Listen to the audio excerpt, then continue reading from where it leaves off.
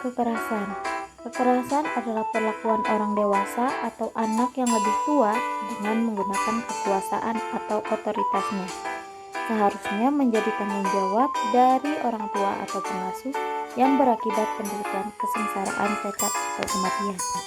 Kekerasan menurut ahli. Menurut Staurus dan Gales 1988, kekerasan terhadap anak merupakan pemberian hukuman fisik dengan tujuan agar anak tidak nakal. Kekerasan terhadap anak mengacu pada tindakan meninju, menggigit, memukul, dan usaha menikam anak. Gales dan Rahe 2005. Dampak negatif kekerasan terhadap anak. Yang pertama, dampak biologi atau fisik, seperti lebam, kerusakan fisik, cacat, hingga kematian. Yang kedua, dampak psikologis, agresif, jaringan, sangat cemas, depresi, merasa tidak aman, sulit bergaul, dan anak trauma. Yang ketiga, dampak sosial bagi anak-anak yang memiliki perilaku yang menyimpang, maka ia akan mendapat penilaian negatif dari masyarakat di lingkungannya.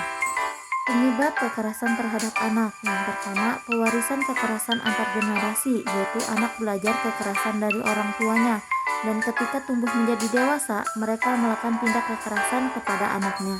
Yang kedua, stres sosial, yaitu stres yang ditimbulkan oleh berbagai kondisi sosial meningkatkan kekerasan terhadap anak, misalnya elemen kondisi perumahan yang buruk, jumlah keluarga yang cukup besar. Yang ketiga, isolasi sosial, atau orang tua atau pengganti orang tua yang melakukan tindak kekerasan terhadap anak cenderung secara sosial. Orang tua yang bertindak keras jarang ikut kegiatan organisasi masyarakat dan jarang berhubungan dengan teman atau kerabat. Yang keempat, ada struktur keluarga, yaitu tipe-tipe keluarga tertentu mungkin melakukan tindak kekerasan dan penelantaran kepada anak, misalnya orang tua tunggal, suami atau istri yang dominan. Selanjutnya, bentuk kekerasan terhadap anak. Yang pertama itu ada kekerasan fisik. Yang kedua, kekerasan secara verbal. Yang ketiga, kekerasan secara mental. Dan keempat, pelecehan seksual. Selanjutnya, di sini ada video kekerasan terhadap anak. Tapi juga ambruknya sektor ekonomi. Tekanan sosial dan ekonomi yang menimpa para pencari nafkah pada gilirannya menjadi pemicu meningkatnya kasus kekerasan pada anak. Berbagai jenis kekerasan yang terjadi antara lain kekerasan fisik, psikis, seksual, dan penelantaran. Faktor-faktor yang mempengaruhi bisa memang edukasi orang tua, ya, dipicu lagi kalau dalam kondisi tertekan, stres, dan tentunya di dalam masa pandemi ini lebih lagi tingginya stresnya karena banyak orang tua, terutama dari kelompok ekonomi berpendapatan rendah, ya, itu memang stresnya lebih tinggi karena serba kesulitan secara ekonomi. Nah, ini biasanya karena tidak sabaran, karena stres, dengan mudahnya anaknya itu menjadi sasaran. Kedua, pada masa pandemi ini juga kan anak-anak dan orang tua, ya, semua berkumpul di rumah karena policy work from home, school from home, dan ini bisa menimbulkan kejenuhan. Survei KPAI sepanjang 2020 mencatat, anak-anak dari 29,4 juta keluarga yang terkena dampak pemutusan hubungan kerja ataupun pengurangan jam kerja karena pandemi sudah atau berpotensi mengalami kekerasan fisik. Data KPAI menyebut 23% anak pernah dicubit, 10% mengalami pemukulan, dan 9% diantaranya dijewer oleh orang tua. Laporan sejumlah lembaga juga menguak fakta lain yang tidak kalah menyesakan.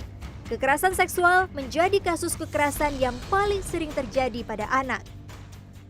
Dari 2019 misalnya 11.057 kasus kekerasan dengan anak korban kekerasan seksual itu 6.454. Di 2020 misalnya dari 11.278 kasus itu ada 6.980 anak, ya. Di 2021 sampai September misalnya 8.025 kasus kekerasan, 4.754 diantaranya adalah korban kekerasan seksual.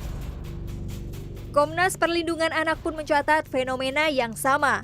Antara Maret 2020 hingga Juli 2021, dari 2.726 kasus kekerasan yang dilaporkan, 52% diantaranya adalah kasus kekerasan seksual. Isu ini pun mendapat perhatian serius dari Presiden Joko Widodo.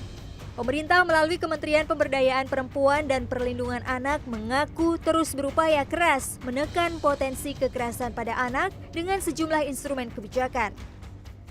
PP 70 2020, kemudian di 2021 Pak Presiden juga mengeluarkan peraturan pemerintah terkait dengan perlindungan khusus bagi anak gitu ya. Di situ upaya-upaya setiap detil terkait dengan perlindungan khusus anak yang memerlukan perlindungan khusus termasuk korban kejahatan seksual itu, kementerian lembaganya yang melakukan siapa, misalnya pemerintah pusat, pemerintah provinsi, dan pemerintah kabupaten kota melakukan sinergi bersama, termasuk juga melalui berbagai macam sinergi dengan kementerian lembaga lain ya, misalnya melalui kerjasama untuk membangun model desa ramah perempuan dan peduli anak di tingkat desa.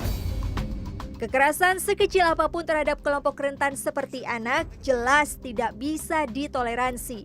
Pembiaran atas eksploitasi relasi kuasa ini jelas bisa berdampak buruk terhadap kondisi anak di masa mendatang.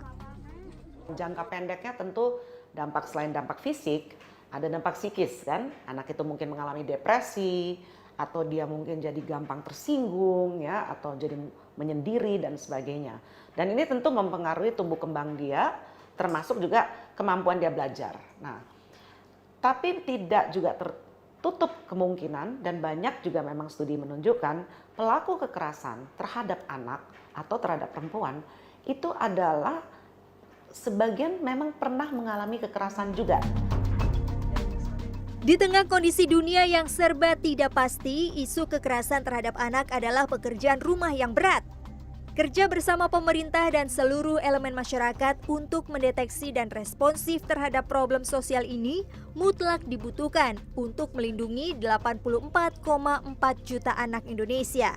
Karena melindungi dan menjaga hak-hak mereka berarti menjaga masa depan. Miladia Rahma, Akun Coro, Jakarta. Solusi kekerasan terhadap anak. Yang pertama, orang tua jangan sering mengabaikan anak. Yang kedua, tanamkan sejak dini pendidikan terhadap anak usia dini. Yang ketiga, bicaralah secara terbuka pada anak. Yang keempat, ajarkan kepada anak untuk bersikap waspada terhadap orang asing atau orang yang tidak dikenalnya. Yang kelima, orang tua bersikap sabar terhadap anak.